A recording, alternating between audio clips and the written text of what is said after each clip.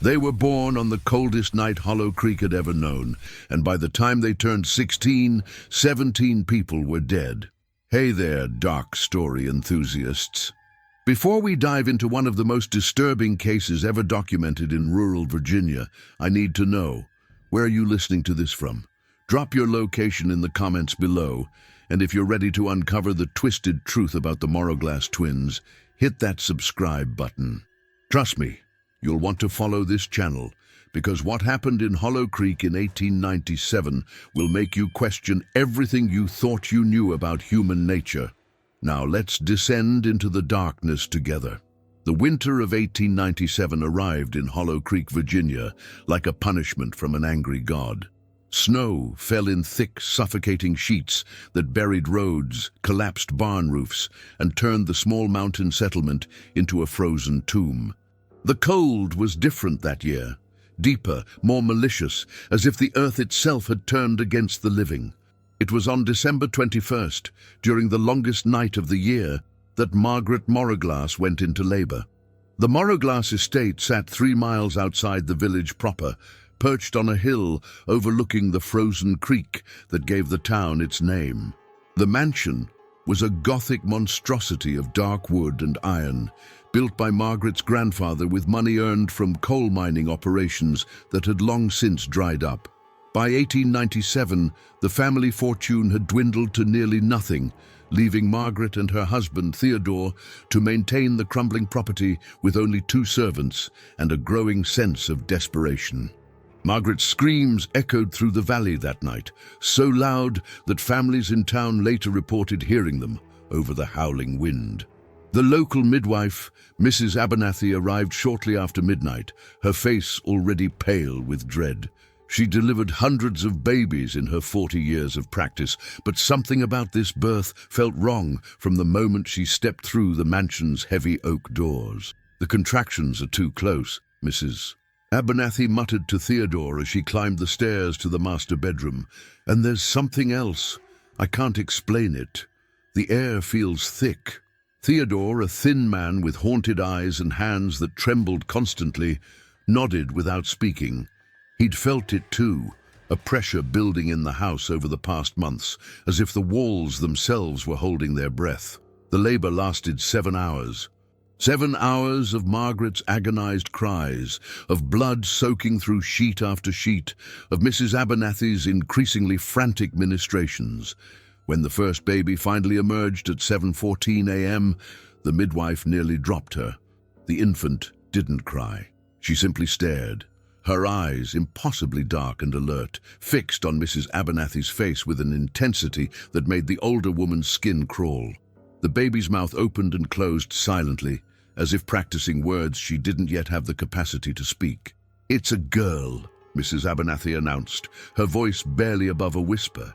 She wrapped the silent infant and placed her in a bassinet, trying to ignore the way those dark eyes followed her movements.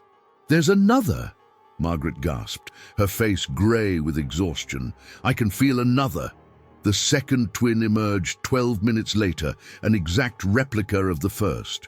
Same dark eyes, same eerie silence, same unsettling awareness. Mrs. Abernathy swaddled her quickly and placed her beside her sister.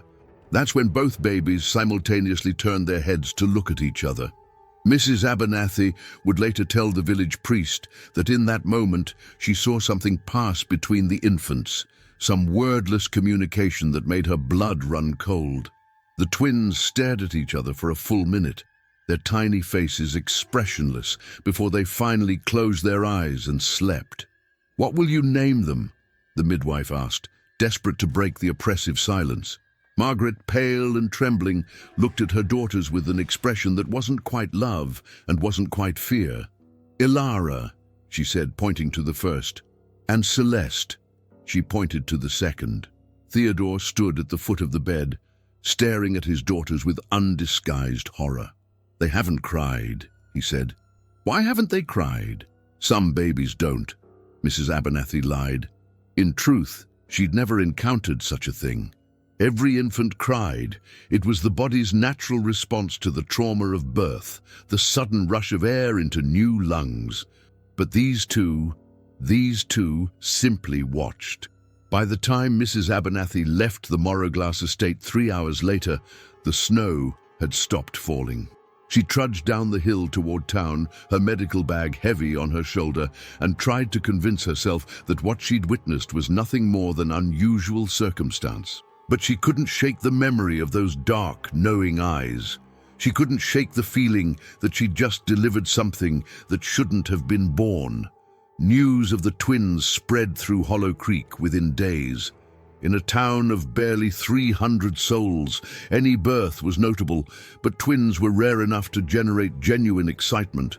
Women from the village made the trek up to the Morroglass estate bearing gifts, hand-knitted blankets, preserved foods, hand-carved wooden toys.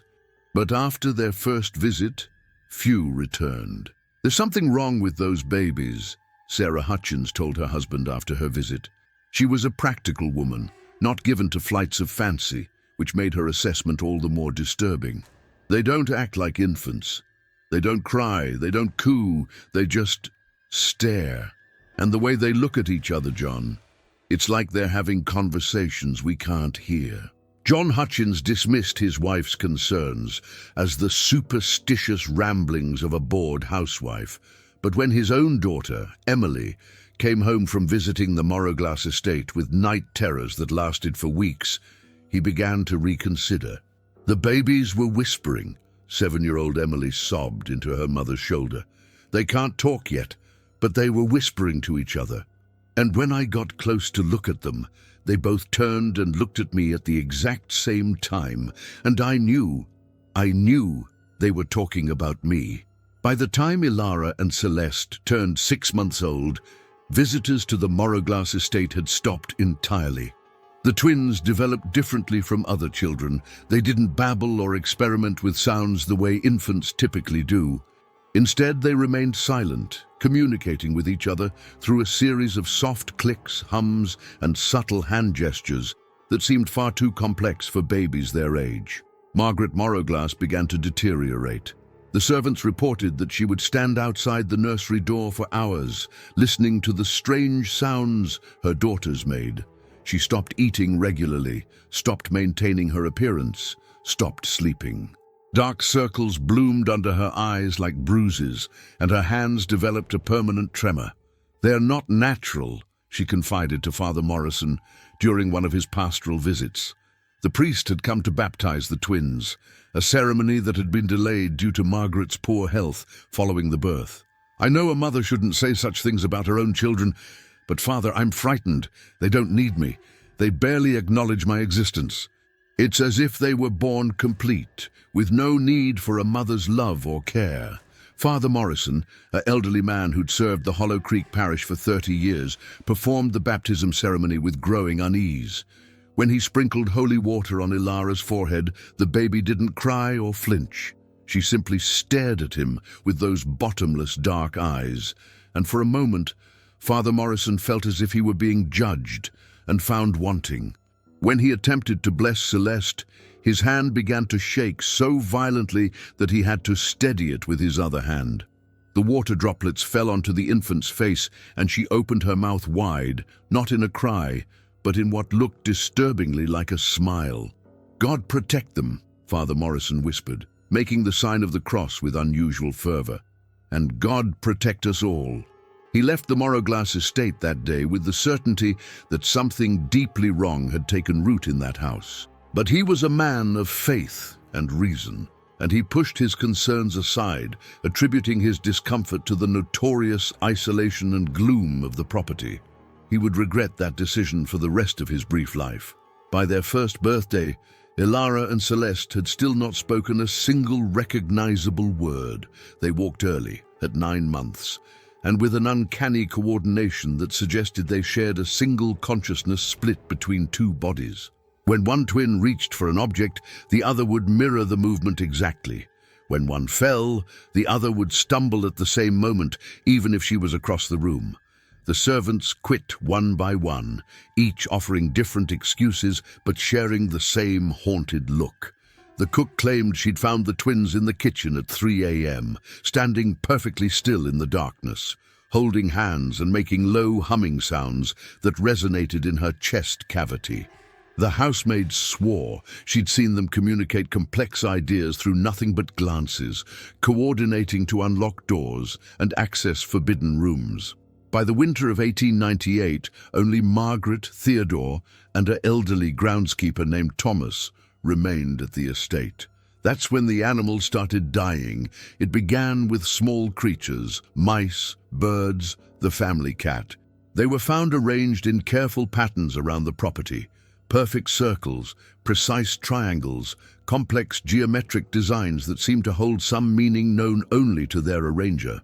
The bodies showed no obvious signs of violence, yet every creature was drained of blood, their tiny corpses as pale as winter snow. Thomas, the groundskeeper, discovered the first arrangement in the garden behind the house. 7 dead sparrows laid out in a perfect heptagon, their wings spread as if in flight, their beaks all pointing toward the nursery window on the 2nd floor. "Mr. Morroglass," Thomas said, his weathered face gray with concern, "we might have a problem with predators, or something else." Theodore examined the dead birds with shaking hands. There were no bite marks, no signs of struggle, nothing to suggest how they died or who or what had arranged them so meticulously. "Burn them," Theodore ordered. "Burn them, and don't speak of this to my wife. She's already unwell." But Margaret had seen. She'd been watching from her bedroom window as Thomas discovered the birds, and she'd seen something else too. 2 small faces pressed against the nursery window directly above, watching the groundskeeper with identical expressions of intense focus. That night, Margaret crept into the nursery after Theodore had fallen asleep. She stood in the doorway, watching her daughters sleep in their shared crib, their hands clasped together even in dreams. "What are you?" Margaret whispered into the darkness. Both twins opened their eyes simultaneously, turning their heads to look at their mother with unsettling synchronicity. For the first time in their lives, they smiled, identical smiles that didn't reach their dark, ancient eyes. Margaret fled the nursery and locked herself in her bedroom. She didn't emerge for 3 days, and when she finally did, she looked like a woman who'd aged 20 years. Her hair had developed streaks of white at the temples, and she flinched at sudden sounds. "We need to send them away," she told Theodore desperately. "To a boarding school, an institution somewhere, anywhere but here. They're not right, Theodore, they're not right." But Theodore, weakened by financial desperation and a peculiar paralysis that had gripped him since his daughter's birth, refused. "They're just children," he insisted, though his voice carried no conviction. "Unusual children, perhaps, but they're ours. We can't abandon them." What Theodore couldn't admit, what he barely allowed himself to think, was that he was terrified of what might happen if they tried to separate the twins. Some primal instinct warned him that such an action would have consequences far beyond his comprehension. So the twins remained at the Morroglass estate, growing stranger and more disturbing with each passing day, while winter tightened its grip on Hollow Creek and something dark and hungry began to awaken in the hearts of 2 children who had never been children at all. Spring came late to Hollow Creek in 1899, arriving tentatively as if afraid of what it might find. By then, Ilara and Celeste Morroglass were 2 years old, and their reputation had spread far beyond the boundaries of their isolated estate.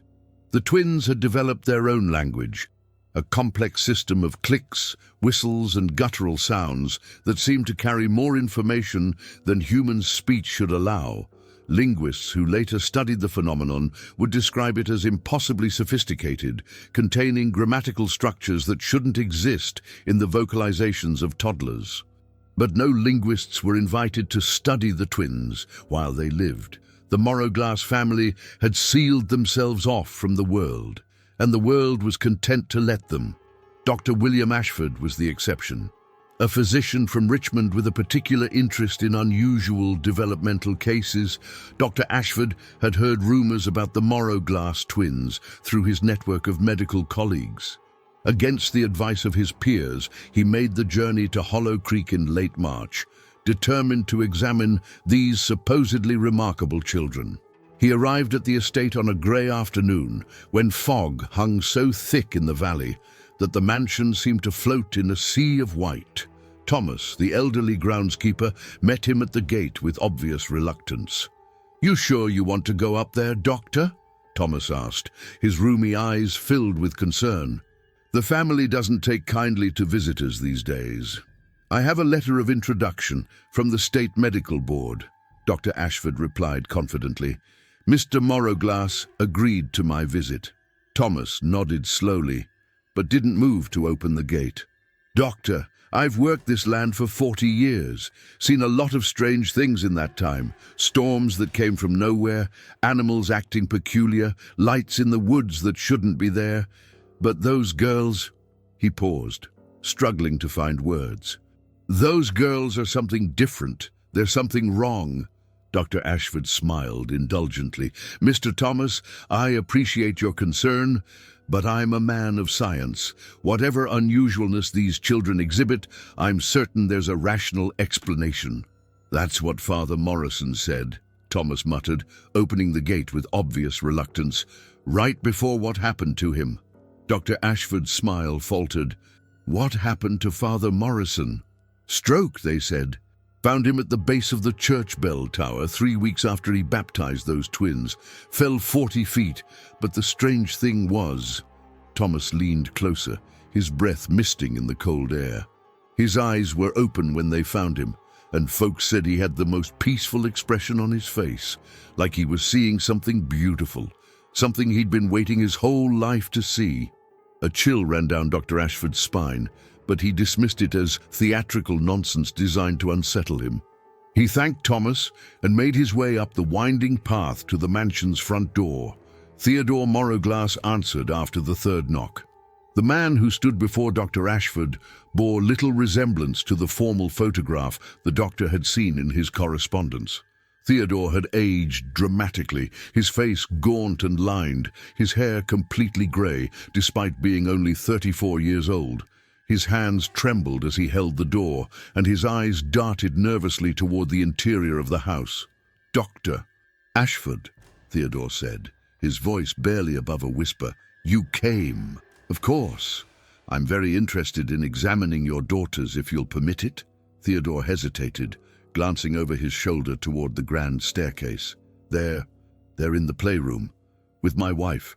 I should warn you, Doctor, they're not like other children. We've tried to tell people, but no one believes us. Everyone thinks we're either lying or losing our minds. I assure you, Mr.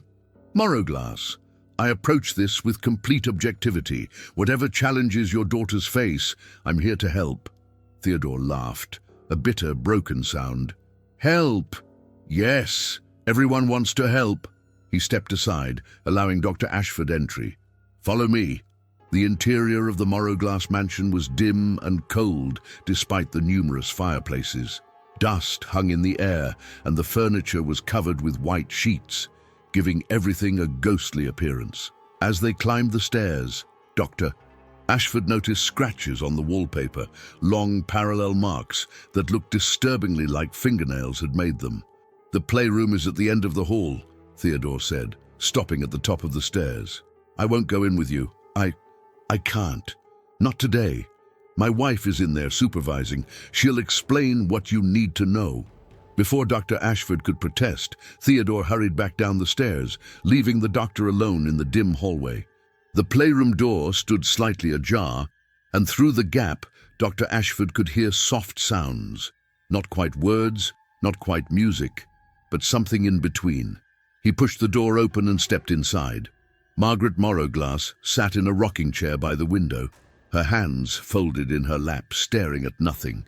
She didn't acknowledge Dr. Ashford's entrance. Her face was expressionless, her eyes vacant, and for a moment the doctor wondered if she was aware of his presence at all. Then he saw the twins. Ilara and Celeste sat on the floor in the center of the room, surrounded by toys they weren't playing with. They faced each other, their hands moving in complex patterns while they produced those strange vocalizations, clicks, whistles, subtle harmonics that seemed to resonate in Dr. Ashford's chest cavity. They were identical in every way, Dark hair cut in the same bob style, dark eyes that seemed to absorb light rather than reflect it, pale skin stretched over delicate features. They wore matching white dresses that made them look like porcelain dolls. As Dr. Ashford watched, they moved in perfect synchronization, both raising their left hands, both tilting their heads at the same angle, both making the same clicking sound. It wasn't mimicry. It was simultaneous, as if both bodies were controlled by a single mind. "Mrs. Morroglass," Dr. Ashford said softly, trying not to startle anyone. "I'm Dr. William Ashford. I've come to examine your daughters." Margaret's eyes slowly focused on him, and when she spoke, her voice was flat and lifeless. "They don't need to be examined, Doctor. They need to be stopped." "Stopped? I don't understand." "Of course you don't." A tear rolled down Margaret's cheek, though her expression remained blank. "No one does. No one will. Until it's too late." Before Dr. Ashford could respond, both twins turned to look at him. The movement was perfectly synchronized, their heads rotating at the exact same speed, their dark eyes fixing on him with disturbing intensity. Then they smiled. Dr. Ashford had examined thousands of children in his career. He'd seen every possible expression a young face could make: joy, fear, anger, curiosity, pain. But the smile the Morroglass twins gave him was something entirely new. It was knowing, ancient, hungry. "Hello," they said simultaneously, their voices layering over each other in perfect harmony. It was the first English word Dr. Ashford heard them speak, and it made his skin crawl. "Hello, girls," he managed, forcing professional composure. "I'm Dr. Ashford. I'm here to make sure you're both healthy and growing properly." The twins didn't respond verbally. Instead, they returned to their strange communication, their hands moving faster now, their vocalizations increasing in complexity. Dr. Ashford spent the next hour conducting his examination, measuring the twins' height and weight, checking their reflexes, examining their motor skills. Physically, they were perfectly normal. If anything, they were slightly advanced for their age in terms of coordination and dexterity, but their behavior was anything but normal. They completed his requests with eerie precision, always moving together, always in perfect synchronization. When he asked Ilara to touch her nose, Celeste did it simultaneously. When he shone a light in Celeste's eyes, Ilara's pupils contracted at the same moment, despite her eyes being closed. Most disturbing was their attention. Throughout the entire examination, they never looked at him as individuals. They looked through him, past him, as if he were merely an obstacle between them and something far more interesting.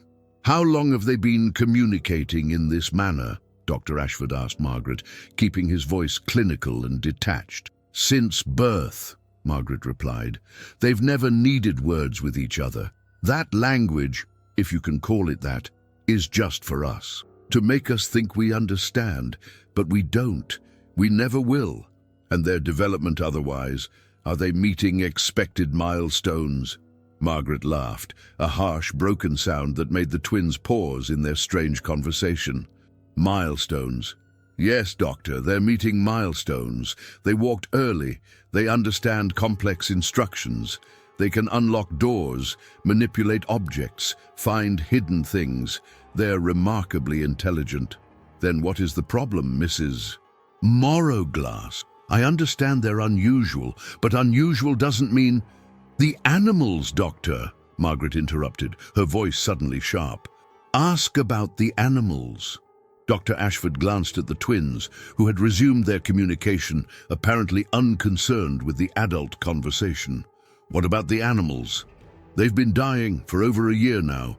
Small ones at first, mice, birds, rabbits, then larger, dogs from neighboring farms, a horse, all found drained of blood and arranged in patterns, geometric patterns. And every single time these two—" she gestured toward her daughters. They know before we find the bodies. Sometimes I catch them watching from their window, waiting for Thomas to discover what they've done." Dr. Ashford frowned. "Mrs. Morroglass, are you suggesting that 2-year-old children are killing animals? That's simply not possible." They don't have the physical capability. I know how it sounds, Margaret snapped, but I've watched them, Doctor. I've seen the way they look at living things. There's no empathy there, no affection, just curiosity and hunger, always hunger. Mrs. Morroglass, I believe you're suffering from extreme stress and exhaustion. Raising twins, especially unusual ones, can be overwhelming. Have you considered consulting with a specialist about your own? Margaret stood abruptly, her chair scraping against the floor. Get out! I beg your pardon? Get out! She screamed, startling Dr. Ashford but not affecting the twins at all. They continued their strange communication without pause. Get out of my house before they decide they're interested in you, before they make you part of their collection. Dr. Ashford gathered his medical bag quickly, unnerved by the woman's breakdown. I'll be in touch with Mr. Morroglass about my findings, he said stiffly. I strongly recommend that you seek treatment for nervous exhaustion, Mrs. Morroglass. Your daughters are unusual, yes, but they're just children. As he turned to leave, both twins stopped their communication and turned to look at him again. In perfect synchronization, they tilted their heads and smiled, that same knowing, ancient smile. Goodbye, Doctor, they said in unison, their voices harmonizing in a way that made the hair on the back of his neck stand up. Dr. Ashford fled the playroom, hurrying down the hallway toward the stairs. Behind him, he heard Margaret Morroglass begin to weep, deep, racking sobs that echoed through the empty mansion. He found Theodore in the front parlor, drinking whiskey despite the early hour. Your wife is unwell, Dr. Ashford said firmly. She needs medical attention, psychiatric care, I believe. Theodore didn't look up from his glass. My wife is the only sane person left in this house, Doctor. She's the only one who sees them for what they really are. And what are they, Mr. Morroglass? Theodore finally raised his eyes, and what Dr. Ashford saw there made him step back involuntarily. The man's expression was one of absolute despair. I don't know, Theodore whispered, but they're not my daughters. Whatever Margaret gave birth to that night, whatever came out of her, it wasn't human, not entirely. Dr. Ashford left the Morroglass estate that afternoon with his notes tucked safely in his medical bag and a growing sense of unease in his chest. He told himself that the family was simply suffering from isolation and folie à deux, a shared delusion brought on by stress and the challenges of raising unusual children. But he couldn't forget those dark eyes, couldn't forget that knowing smile. Couldn't forget the way his hands had trembled when the twins looked at him. He returned to Richmond and filed his report, recommending psychiatric evaluation for Margaret Morroglass and continued monitoring of the twins' development. He suggested that the family might benefit from relocation to a less isolated environment where the children could interact with peers and the parents could receive proper support. His recommendations were filed away and forgotten. 3 weeks later, Dr. William Ashford was found dead in his study, having apparently suffered a massive stroke. His colleagues noted that despite the violence of his death, his face bore an expression of unusual peace, as if he'd been seeing something wonderful in those final moments. On his desk, they found his notebook open to his observations about the Morroglass twins. Someone, though no one could say who, had crossed out his final notes and written in careful, identical handwriting, "They are listening. They are always listening, and they are hungry." The handwriting matched that of 2-year-old children who had never been taught to write. By the summer of 1900, Hollow Creek had learned to pretend that the Morroglass estate didn't exist. People averted their eyes when passing the property. They crossed to the other side of the road. They didn't speak the family's name aloud, as if doing so might draw unwanted attention. But pretending couldn't stop what was already in motion. Ilara and Celeste were 3 years old now, and their influence had begun to extend beyond the boundaries of their family's land. It started subtly, children in the village waking from nightmares about twin girls with dark eyes who whispered secrets in a language that hurt to hear.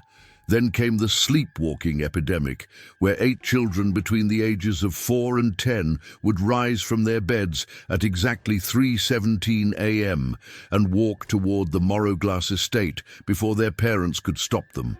Sheriff Daniel Graves had been ignoring reports about the Morroglass family for over a year, dismissing them as superstitious nonsense.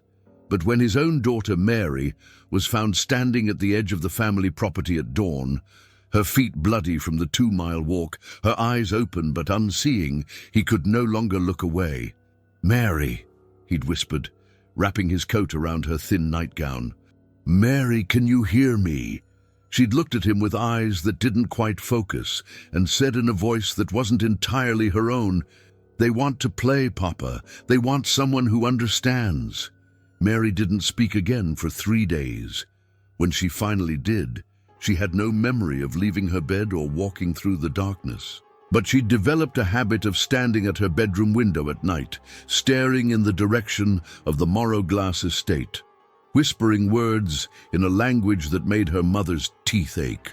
Sheriff Graves made the journey up to the mansion on a bright July morning, his deputy Robert Chen accompanying him. Robert was a practical man, newly arrived from Baltimore, skeptical of small-town superstitions, and convinced there was a rational explanation for everything happening in Hollow Creek. Thomas, the groundskeeper, met them at the gate. The old man had aged terribly in the past 3 years, his hair completely white now, his hands shaking constantly. "Sheriff," he said, his voice rough, "you shouldn't be here." "I need to speak with Theodore Morroglass," Sheriff Graves replied firmly, "about his daughters." "Mr. Morroglass don't speak much anymore," Thomas said. "Mostly sits in his study drinking. Mrs. Morroglass—" He trailed off, shaking his head. "Mrs. Morroglass is in the conservatory. She's been there for weeks, won't come out. And the girls—" Thomas's face went pale. "They're everywhere and nowhere, Sheriff. You'll see." Robert Chen frowned as they walked up the path. The estate grounds were in disarray, gardens overgrown, paint peeling from the mansion's facade, windows dark and empty. "This place has gone to hell," he muttered. "Where's the family money going?" "Spent," Thomas replied. "All of it. Mr. Morroglass has been selling everything, furniture, silverware, his mother's jewelry, anything to keep food on the table and the property taxes paid." "Why not move?" Sheriff Graves asked. "Sell the property and relocate?" Thomas stopped walking and turned to face them, his expression grave. "They tried, Sheriff. Last winter, Mr. Morroglass contacted a real estate agent in Richmond. The man came to assess the property. He lasted 45 minutes before he ran out of the house, white as a sheet, babbling about whispers in the walls and eyes in the mirrors. He made it halfway down the hill before his horse threw him. Broke his neck." Robert Chen rolled his eyes. "Coincidence?" "There are no coincidences around those girls," Thomas said quietly. "There are only consequences." They found Theodore in his study, exactly as Thomas had described. The room was dark despite the bright day outside, curtains drawn, lit only by a single oil lamp. Theodore sat behind a massive oak desk, a glass of whiskey in his hand, staring at nothing. "Mr. Morroglass," Sheriff Graves said gently, "I need to talk to you about your daughters." Theodore's eyes slowly focused on the sheriff. When he spoke, his voice was flat and emotionless. "What have they done now?" "Children from the village have been sleepwalking to your property. My own daughter among them. I need to understand what's happening here." Theodore laughed, a sound devoid of humor. "What's happening, Sheriff, is that my daughters are becoming what they were always meant to be. I just wish I knew what that was. Mr. Morroglass, I'm going to need to see the girls." "No," Theodore said sharply, some life returning to his eyes. "You won't. You'll leave them alone. You'll leave all of us alone." "I'm afraid I can't do that." "If your daughters are somehow influencing other children—" "Influencing?" Theodore stood abruptly, knocking his chair backward. "They're not influencing, Sheriff. They're calling. They're reaching out to find others like them. But there are no others like them. So they settle for the vulnerable ones, the ones who are already a little bit broken. They try to teach them their language, their songs, their hungry little games. Robert Chen stepped forward, his hand resting on his sidearm. "Mr. Morroglass, you need to calm down." "Calm?" Theodore turned his hollow gaze on the deputy. "You want me to calm down? My daughters killed their mother, deputy. Did you know that? Oh, she's still breathing, still technically alive, but the woman I married died 2 years ago. She's just a shell now, sitting in the conservatory among her dead plants, waiting for permission to stop existing." Sheriff Graves felt ice forming in his stomach. "Theodore, what are you saying?" "I'm saying that my daughters are parasites, Sheriff. They consume, they drain. First it was animals, then it was our marriage, our sanity, our hope. Now they're starting to reach beyond these walls, looking for new sources of whatever it is they need. And I'm too broken, too tired, too terrified to stop them." A soft sound from the doorway made all 3 men turn. Ilara and Celeste stood there, holding hands, dressed in identical blue dresses, their dark eyes fixed on the visitors with unsettling intensity. "Hello, Papa," they said in perfect unison, their voices sweet and childlike. "You have guests." Robert Chen stared at the twins, his skepticism beginning to crack. There was something deeply wrong about the way they stood, the way they breathed in synchronized rhythm, the way they seemed to occupy space that was too large for their small bodies. "And girls," Sheriff Graves said carefully, "we'd like to ask you some questions." The twins tilted their heads simultaneously, considering. Then they smiled, that same knowing, ancient smile that had unnerved every adult who'd encountered them. "We can play games instead," Celeste said. "We know such wonderful games," Ilara continued, her words flowing seamlessly from her sisters. "Games about thoughts and dreams, and all the spaces in between," they said together. Robert Chen felt his head beginning to ache, a sharp, stabbing pain behind his eyes. The twins' voices layered strangely, creating harmonics that seemed to bypass his ears and resonate directly in his skull. "That's enough," Theodore said weakly. But the twins ignored him. They advanced into the room, still holding hands, still moving in perfect synchronization. With each step, the temperature in the study seemed to drop, and the shadows in the corners grew darker, deeper, as if reality itself was bending around their presence. "Sheriff Graves," Ilara said sweetly, "your daughter Mary has such interesting dreams." "She dreams of drowning," Celeste added, "but the water is made of whispers." "She dreams of us," they said together. "She wants to be us. She wants to understand the language."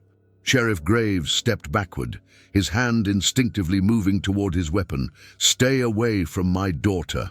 The twins stopped, their expressions shifting to something that might have been confusion if their eyes had shown any real emotion. "But she called to us," they said in unison. "Her loneliness called out, and we answered. We always answer." "You're sick," Robert Chen spat, his deputy's training finally overcoming his growing fear.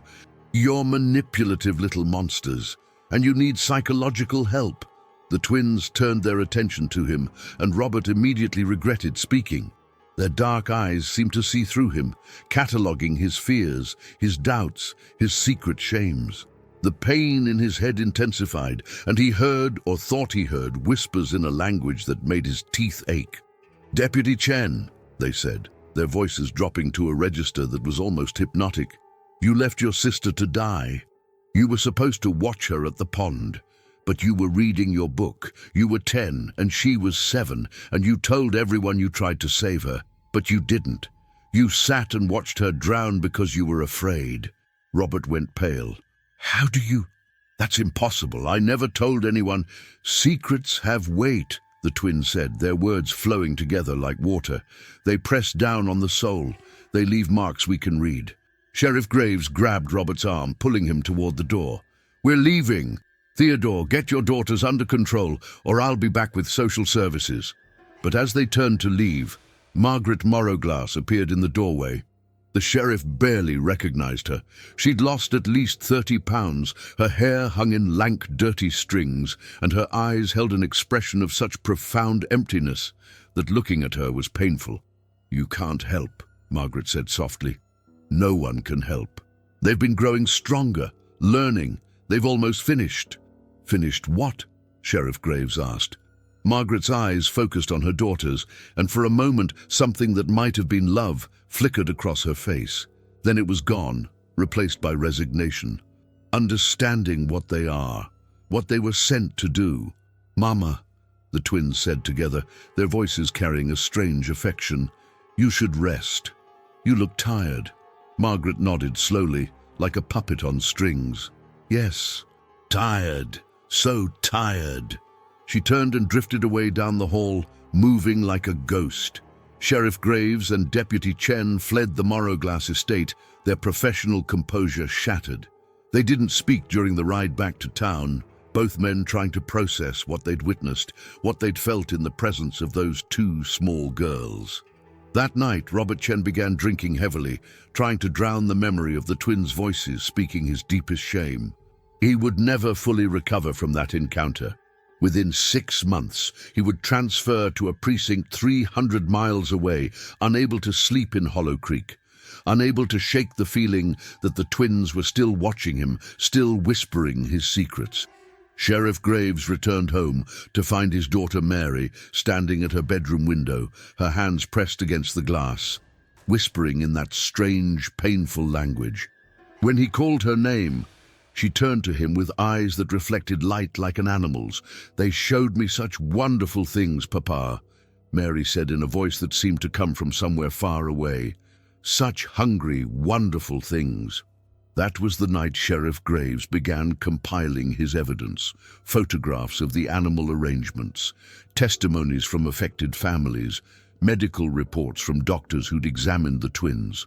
He filled folder after folder with documentation, building a case that he knew would be impossible to prosecute because the crimes themselves were impossible to define. How do you charge someone with spiritual corruption?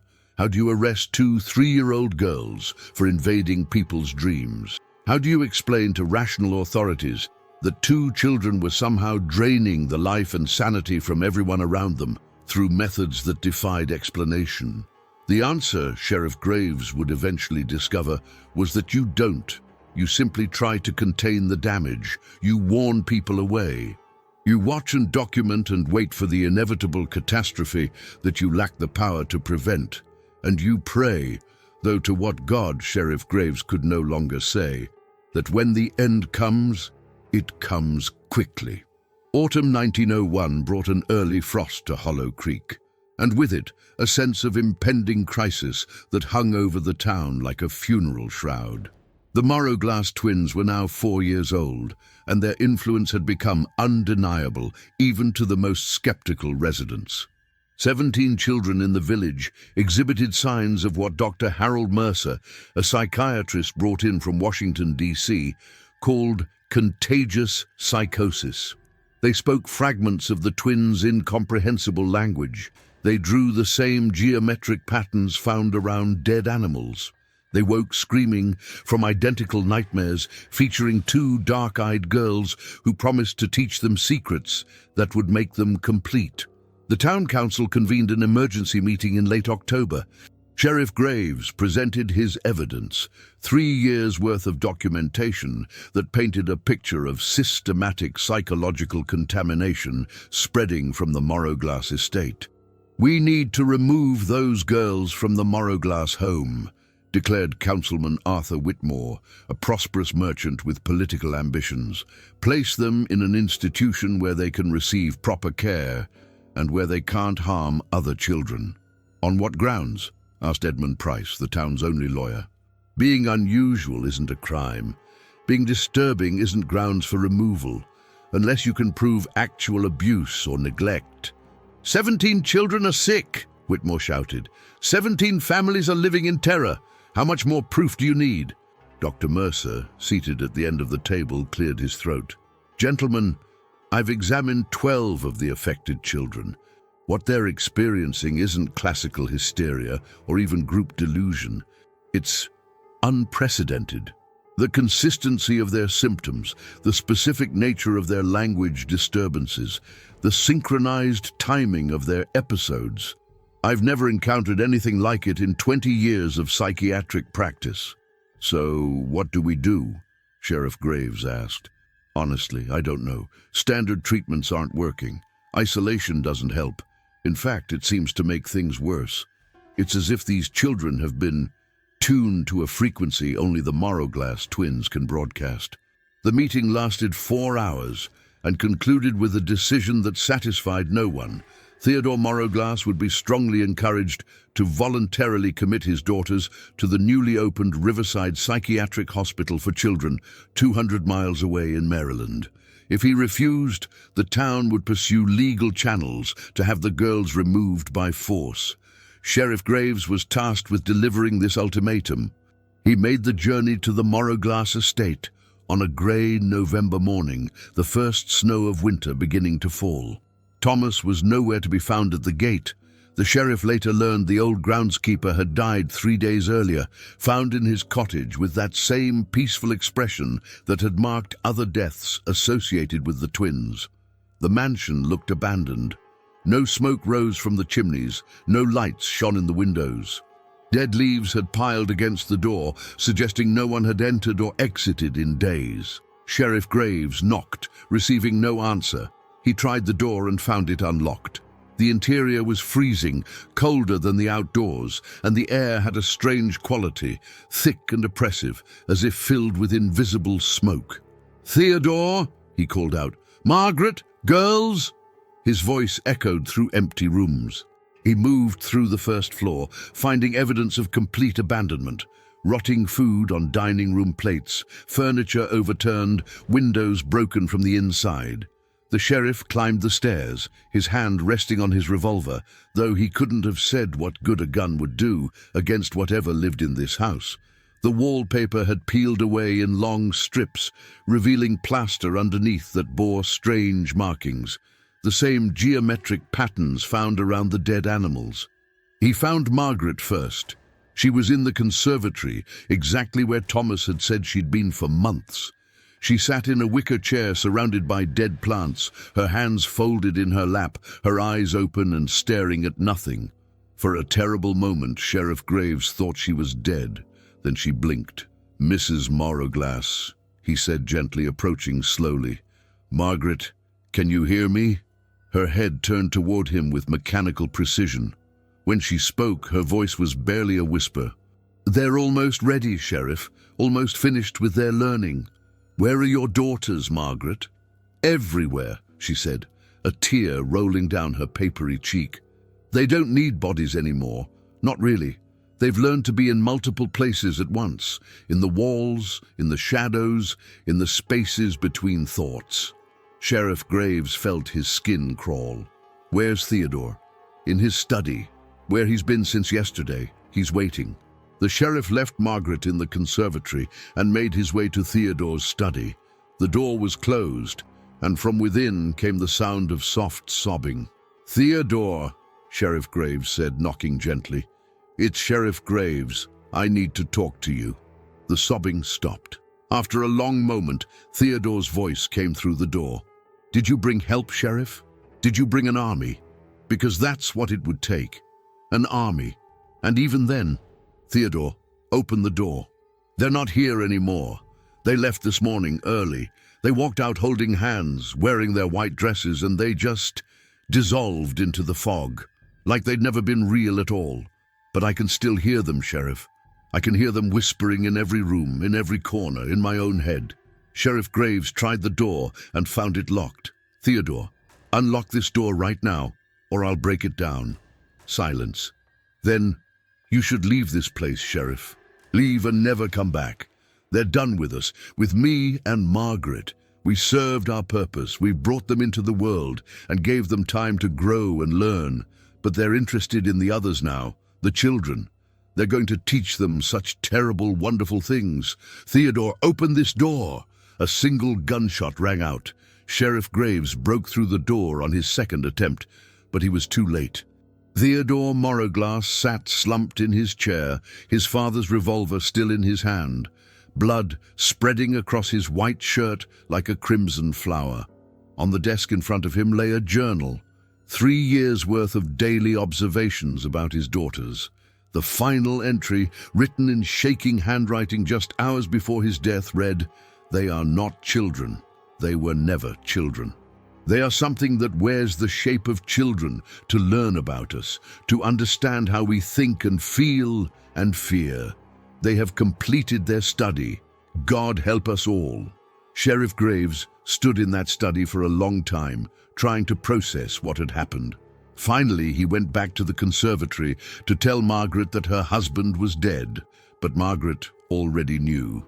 She sat in her chair with that same empty expression, and when she spoke, it was almost conversational. He was always weak, too afraid to see it through to the end. But I'll stay, I'll wait, because they promised to come back for me when it's finished. When what's finished? Sheriff Graves asked, though he wasn't sure he wanted to know the answer. Margaret smiled, the first real expression he'd seen on her face in years. The teaching, Sheriff. They're going to teach the children their language, their songs, their ways of seeing the world. And when enough children understand, when enough young minds have been reshaped, she paused, her smile widening. They'll finally show us what they really are. Sheriff Graves left the Morroglass estate that day with Theodore's journal and a growing certainty that they'd already lost. He organized search parties to find the twins, but no trace of them was ever discovered. They'd vanished into the autumn morning like morning mist, but their influence remained. The affected children grew worse. They gathered in groups of 2 or 3, whispering in that painful language, drawing those geometric patterns, staring at adults with eyes that held too much knowledge. Parents kept their children locked indoors, but the conditions spread anyway. 2 more cases, then 5, then 10. Dr. Mercer attempted treatments, isolation, sedation, electroshock therapy, still experimental at the time. Nothing worked. The children weren't sick in any conventional sense. They'd been changed, taught, reshaped by something that wore the faces of 2 little girls who'd never been little and had never been entirely girls. On the first night of December 1901, all 34 affected children simultaneously left their homes at exactly 3:17 a.m. Parents woke to find bedroom windows open, their children gone, walking barefoot through the first heavy snow of winter. The children congregated at the base of the Morroglass estate hill, standing in perfect geometric formation, holding hands, swaying in rhythm, singing in that language that made ears bleed and minds fracture. Sheriff Graves and a dozen other men found them there at dawn, their feet blue with cold, their nightclothes soaked, their eyes reflecting the weak morning sun like animals. In the center of the formation stood 2 figures that might have been Ilara and Celeste, or might have been something else wearing their shapes. "Children," Sheriff Graves called out, his voice breaking. "Come home. Please come home." The children turned to look at him in perfect synchronization, and what he saw in their eyes made his blood freeze. They weren't children anymore, not really. They were becoming something else, something hungry and strange and utterly inhuman. "We are learning," they said in unison, their voices harmonizing in ways that human vocal cords shouldn't allow. "We are growing. We are preparing." "Preparing for what?" Sheriff Graves whispered, though he could barely hear his own voice over the ringing in his ears. The children smiled, all 34 of them, including the 2 who might have been the twins, and answered in perfect, terrible harmony, "The emergence." Then they scattered, running in different directions, back to their homes, leaving only footprints in the snow and a silence so profound it felt like the world itself had stopped breathing. Sheriff Graves stood alone on that hillside as the sun rose over Hollow Creek, and knew with absolute certainty that they'd crossed a threshold from which there would be no return. Winter descended on Hollow Creek with unusual ferocity in late 1901, and with it came a transformation that would ultimately force the town to make an impossible decision. The 34 children who'd gathered at the Morroglass estate returned to their homes changed in fundamental ways. They spoke normally when addressed by adults, ate regular meals, attended school, performed their chores. But among themselves, they communicated exclusively in the twins' language, a system of sounds that linguists would later determine contained more information density than any known human tongue. They'd also developed the ability to influence each other's experiences in ways that defied rational explanation. When one child experienced pain, all 34 would flinch. When one learned something new, the knowledge would ripple through the entire group within hours. They'd become, in essence, a distributed consciousness, 34 bodies sharing fragments of a single growing awareness. Dr. Mercer documented these changes with increasing desperation, filling journal after journal with observations that read more like horror fiction than medical notes. "They are teaching each other to become something collective," he wrote, "something that thinks in choruses rather than individual voices. I believe this is what the Morroglass twins intended all along, to create more of themselves, to spread their method of consciousness like a virus." The people of Hollow Creek fractured into two camps. One group, led by Councilman Whitmore, advocated for immediate action, forcibly separating the children, committing them to distant institutions, doing whatever was necessary to stop the spread of influence. The other group, smaller but vocal, argued that the children weren't harmed or dangerous, merely different. Led by schoolteacher Amanda Foster, they insisted that society's response should be understanding, not fear. "These children still love their families," Amanda argued at a town meeting in January 1902. "They still laugh and play. Yes, they've changed, but change isn't inherently evil. Perhaps they're evolving into something better than what we are." Sheriff Graves, haggard and haunted, stood to respond. "I've read Theodore Morroglass's journal, Amanda. I've documented everything that's happened. These children aren't evolving. They're being consumed. Whatever the twins were, they're using these children as vessels to grow stronger, to become more complete. And when the process finishes..." He trailed off, unable or unwilling to voice his fears. The debate became moot on February 14, 1902, when 6 more children, previously unaffected, woke speaking the language. Panic set in. Families with unaffected children fled Hollow Creek overnight, abandoning homes and businesses. The population dropped from 300 to less than 100 within a week. Those who remained were either too poor to leave or too invested in the community to abandon it. Sheriff Graves made one final attempt to locate Ilara and Celeste Morroglass. With a group of 5 deputies, he returned to the estate and conducted a methodical search of every room, every corridor, every hidden space. They found Margaret Morroglass in the conservatory, dead for at least 2 weeks.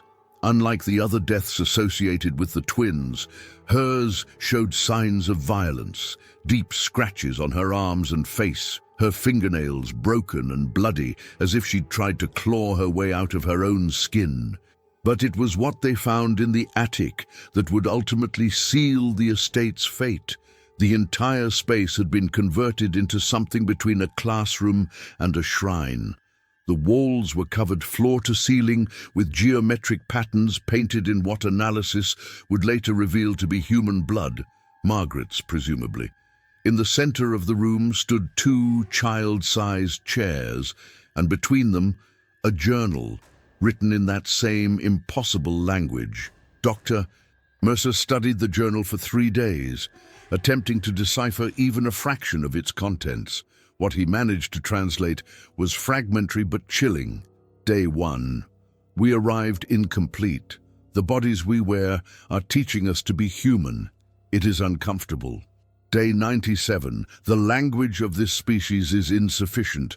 We must create new patterns of sound to express what we are." Day 342.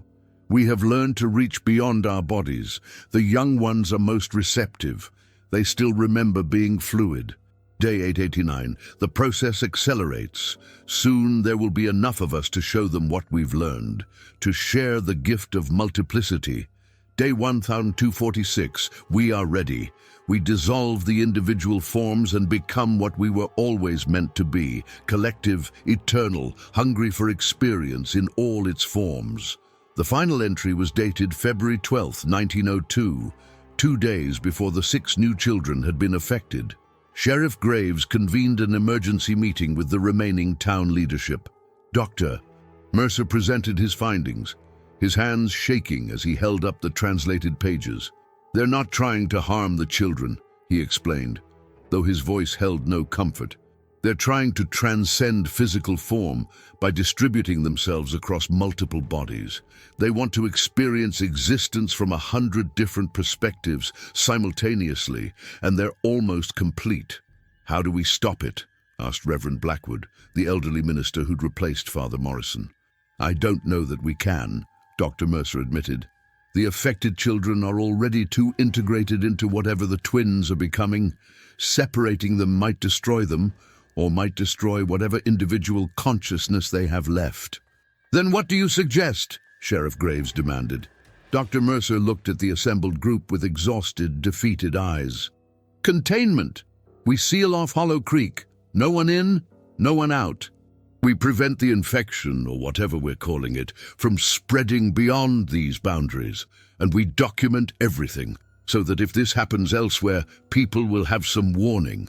The room erupted in protests, but deep down, everyone knew there were no better options. The alternative was to watch this condition spread from town to town, transforming children across the country into nodes of an alien consciousness wearing human faces. The decision was made. On February 20th, 1902, the town of Hollow Creek was officially quarantined by state authorities. Armed guards were posted on all roads leading in and out. Families with affected children were forbidden to leave. The town was effectively cut off from the outside world. The final transformation occurred on the night of March 15th, 1902. All 40 affected children, 6 more had been added to the group, simultaneously walked out of their homes at midnight. They converged on the town square, formed their geometric pattern, and began to sing. The sound was unlike anything that had been heard before. Not just music, but something that reached into the listeners' minds and pulled at the very fabric of their consciousness. Adults who heard it reported feeling their individual identities beginning to dissolve, their thoughts mixing with the thoughts of others, boundaries breaking down between self and other. Sheriff Graves, watching from the edge of the square with several deputies, felt tears streaming down his face as the song continued. It was beautiful and terrible in equal measure, a glimpse of something vast and strange and utterly inhuman.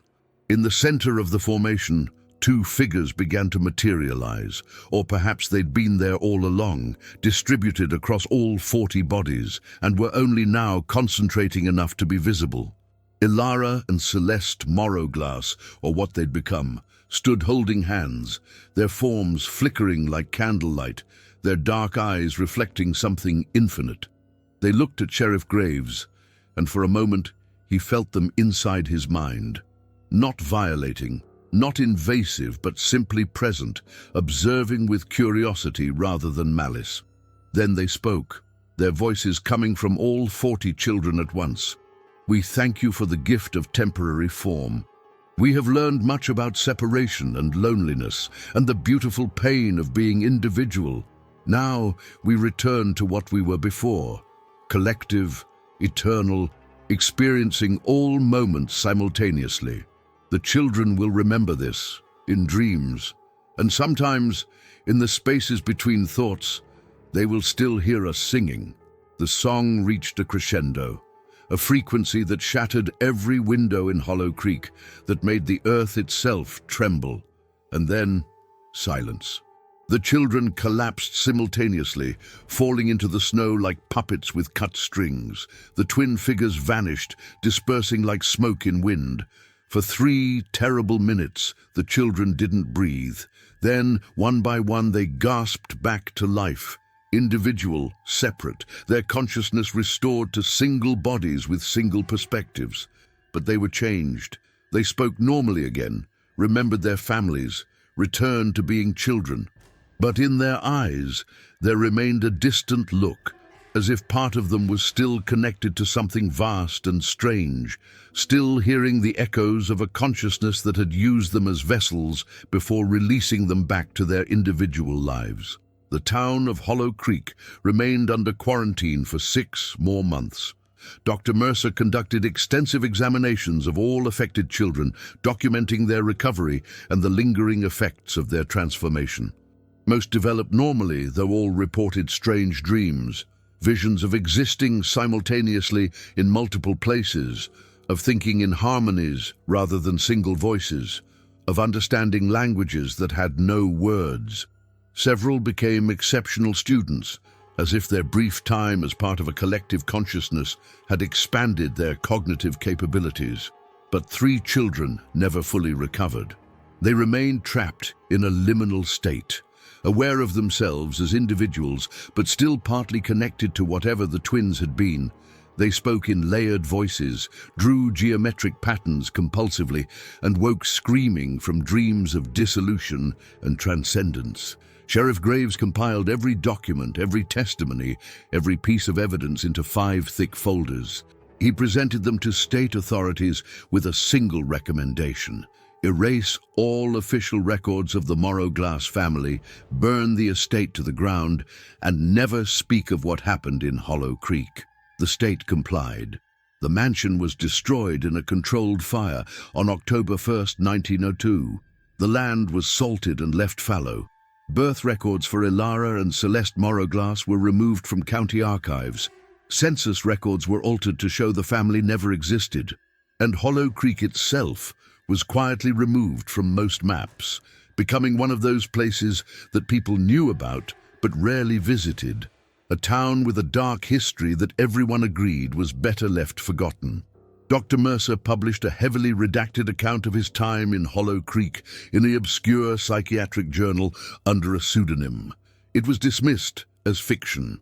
He died in 1923, leaving behind 17 journals of detailed observations that his family donated to a university archive, where they sat unread for decades. Sheriff Daniel Graves lived until 1941, never fully recovering from what he'd witnessed. In his final days, suffering from pneumonia, he confessed to his daughter Mary, who'd survived her experience with only minor psychological scars, that he sometimes still heard the children singing, not in his ears, but in some deeper part of his consciousness that had been permanently altered by exposure to whatever the twins had been. They weren't evil, he whispered on his deathbed. That's what haunts me most. They weren't trying to harm anyone. They were just different. So fundamentally different that their very existence was dangerous to ours, and we had to destroy them, not because they were monsters, but because we couldn't coexist.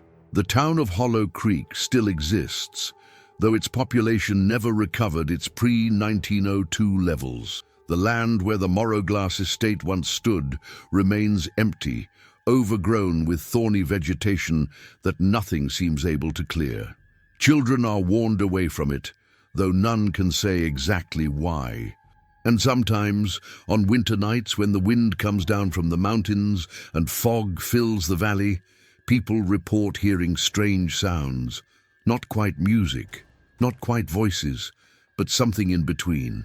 A song in a language that hurts to hear, carrying information that human minds weren't designed to process. The last surviving member of the 40 affected children, Sarah Hutchins, died in 1987 at the age of 92.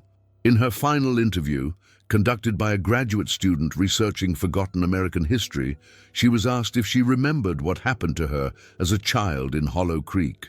She smiled, a strange, distant smile that didn't quite reach her eyes. "I remember everything," she said. "Not as memories exactly, more like echoes. Sometimes I still feel them. Ilara and Celeste, or whatever they really were, still out there in the spaces between thoughts, still singing, still teaching anyone who can hear them how to be something more than just one person trapped in one body, in one moment in time." "Do you think they'll come back?" the student asked. Sarah's smile widened. "Oh, they never left. They're always here, in the parts of our minds we don't like to examine too closely, waiting, learning, growing. And someday, when we're ready, when enough of us are ready, they'll teach us their language again. And we'll finally understand what it means to be truly collective, truly free. Does that frighten you? Sarah considered the question for a long moment, her eyes focused on something far beyond the room's walls. "No," she finally said. "It doesn't frighten me at all. It fills me with the most terrible, wonderful anticipation." She died 3 days later, peacefully in her sleep, with a smile on her face and her hands clasped together, as if she were holding someone else's hands, or perhaps reaching towards something only she could see. The truth of what happened in Hollow Creek, Virginia, in those dark years from 1897 to 1902, remains buried in destroyed records and forgotten archives. The official history books make no mention of the Morroglass twins or the bizarre epidemic that affected dozens of children. But the story persists in whispers and warnings, in the uncomfortable silence that falls when old families refuse to speak about their town's past. And sometimes, in small mountain communities across America, children wake speaking languages no one taught them, drawing geometric patterns with frightening precision, claiming to hear songs that come from somewhere beyond the boundaries of individual consciousness. Most grow out of it, but some don't. And somewhere in the spaces between thoughts, in the moments when individual awareness flickers and wavers, two dark-eyed girls, who were never quite children, continue their eternal lesson, teaching anyone who can hear them that humanity's greatest terror might not be the things that want to destroy us, but the things that want to change us into something we were never meant to be. Something collective, something eternal. Something hungry for experiences beyond the prison of single, separate existence. The macabre history of the twin sisters of Hollow Creek was too disturbing for local records, not because of what they did, but because of what they offered. A glimpse of consciousness unbound by individual form, a terrible transcendence that promised freedom from loneliness, while erasing everything that made us uniquely human. And in the end, that was far more horrifying than any monster could ever be. If this story reached into the darkest corners of your mind, let me know in the comments where you're listening from. Don't forget to subscribe for more stories that explore the boundaries of human experience and the terrors that wait just beyond the edge of understanding. Because some stories aren't meant to comfort, they're meant to remind us that reality is far stranger and more terrible than we dare to imagine.